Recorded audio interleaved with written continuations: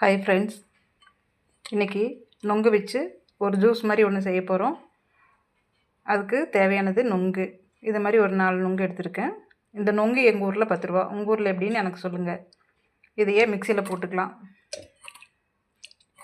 மிக்சியில் போட்டுட்டு கொஞ்சம் சர்க்கரை, அதுக்கு தேவையான அளவு சர்க்கரை ஒரு 4 ஸ்பூன் இருக்கும் போட்டுட்டு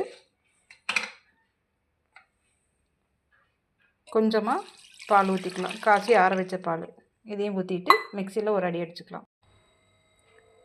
இப்போது நொங்கு மிக்சியில் போட்டு ஒரு சுற்றி வச்சாச்சு.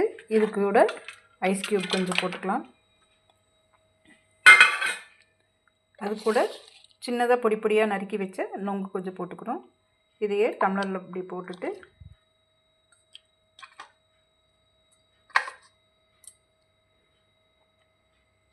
இதை ஒரு கலக்கி இப்படி ஊற்றினா சுவையான நொங்கு ஜூஸ் தயார். அடுத்த வீடியோவில் பார்க்கலாம். பாய்.